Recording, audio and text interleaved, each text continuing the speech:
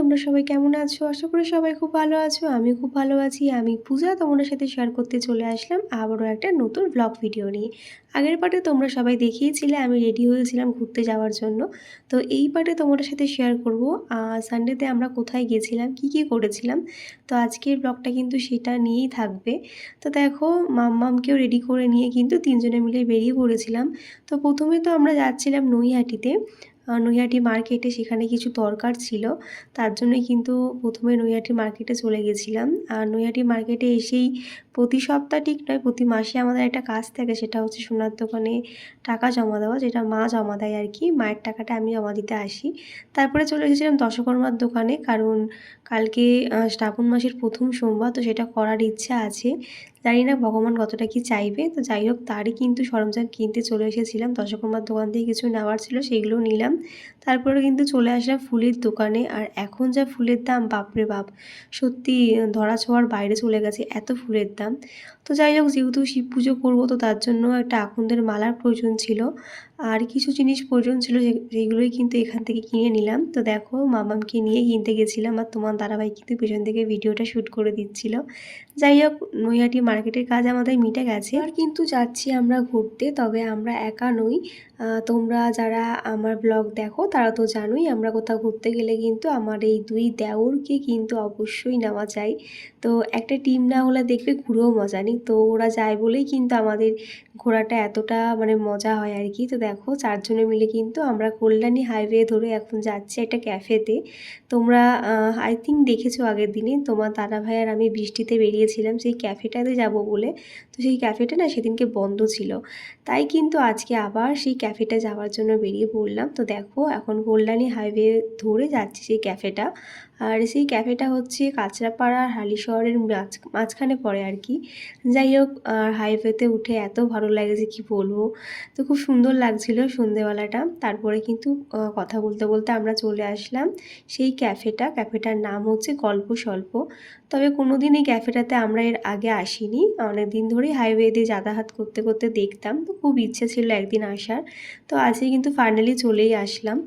তবে এসে যে খুব ভালো একটা এক্সপিরিয়েন্স ছিল সেটা নয়, খুবই বাজে একটা এক্সপিরিয়েন্স ছিল। যাই হোক, তোমাদের সাথে পরে শেয়ার করছি কী হয়েছিল।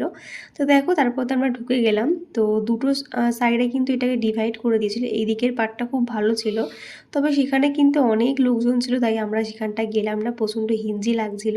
তো এখানটা ফাঁকা দেখতে পেয়ে কিন্তু এই জায়গাটাতে আমরা আসলাম। আর এখানে এসে যে জিনিসটার প্রতি প্রথমে চোখ গেল সেটা হচ্ছে এই ওজিটা। যাই হোক, তোমরা অনেকেই হয়তো দেখেছো কলকাতা নিউ টাউনে এই ওজিটাতে সবাই যায়। তো সেরকম মোটিভের কিন্তু এখানে একটা ওজি করেছিল, বেশ সুন্দর লাগছিল। আর পিছনে ছিল একটা বড় পুকুর। পুকুর ঠিক বলা যায় না, ওটা ঝিল টাইপের ছিল, অনেকটাই বড় ছিল, বেশ সুন্দর লাগছিল। তো এখানে এসে কিন্তু আমি, আমার মাম্মাও সবাই মিলে অনেক ফটোশ্যুট করলাম, অনেক ভিডিও নিলাম, বেশ সুন্দর লাগছিল। তো আমার খুব ভালো লেগেছে। তো তোমাদের কেমন লাগলো অবশ্যই জানিও। তো দেখো, আমার মাম্মাও কিন্তু এখানে বসে বেশ পা ধোলাচ্ছিল। আর তোমার দাদাভাই বলছিল ওকে ধরো, কারণ পেছনে পুকুর আছে, উল্টে গেলেই পুরো পুকুরে পড়ে যাবে। যাই হোক, তারপরে দেখো আমি একটু এখানে বসে কিছু ফটো নিলাম, কিছু ভিডিও তুললাম। তো খুব সুন্দর লাগলো জিনিসটা, আমার ইউনিক লাগলো, কোনো ক্যাফেতে গিয়ে কিন্তু জিনিসটা আমি দেখিনি। যাই হোক, তারপরে আমরা এখানে চা অর্ডার করেছিলাম। তো দেখো, প্রথমে চাটাই অর্ডার করলাম, কারণ আমরা কোনো দিনই ক্যাফেটাতে আসিনি, কীরকম কী খাবারের টেস্ট কোনো আইডিয়া ছিল না আমাদের।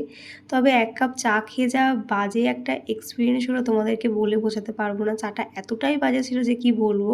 তার জন্য কিন্তু পরে আর কোনো কিছু অর্ডার দেওয়ার আমাদের সাহস হলো না, তাই কিন্তু চাটা খেয়ে এখান থেকে বেরিয়ে গেছিলাম। সত্যি চাটা খুবই বাজে ছিল, মানে এত বাজে রিভিউ আমি কোনো দিনই দিইনি কোনো ক্যাফেতে গিয়ে। তো আজকে এখানে এসে বাধ্য হলাম, ভীষণ বাজে ছিল, মানে চায়ের ফ্লেভারটাও ভালো ছিল না, কেমন যেন তিতো তিতো লাগছিল। যাই হোক, এই পার্টটাও কিন্তু খুব সুন্দর করে ডেকোরেশন করা ছিল। তো আমরা এখানটা ঢুকলাম না, যেহেতু ওদের খাবারের কোয়ালিটি অতটা ভালো লাগেনি, তাই চাটাই এতটা বাজা ছিল, না জানি খাবারগুলো কেমন ছিল। যাই হোক, সেখান থেকে বেরিয়ে কিন্তু আমরা চলে আসলাম সামনেই একটা দোকানে, সেখানে কিন্তু আমরা ঘুগনি নিয়ে নিয়েছিলাম। এটা মটনের চর্বি দিয়ে ঘুগনিটা করেছিল, তো খুব সুন্দর টেস্ট হয়েছিল। সেটাই কিন্তু এখন দেখো আমরা সবাই মিলে খেলাম। আর আজকে কিন্তু অনেকগুলো দিন পর বাইরে ঘুগনি খাচ্ছি, তো বেশ ভালোই লাগছিল। তো যাই হোক, এইভাবেই কিন্তু সেই দিনটা আমরা কাটিয়েছিলাম, খুব সুন্দর একটা সময় কাটালাম। যাই হোক, তোমাদের কাছে ভিডিওটা একটু একটু লেটেই গেল, তো একটু ম্যানেজ করে নিও। তারপরে কিন্তু চলে এসেছিলাম আমরা সোজা বাড়ি। তো আজকের ভিডিওটা আমি এখানে শেষ করলাম। দেখা হচ্ছে নেক্সট ভিডিওতে। ভালো লাগলে কিন্তু অবশ্যই লাইক কমেন্ট করে দিও। বাই সবাইকে।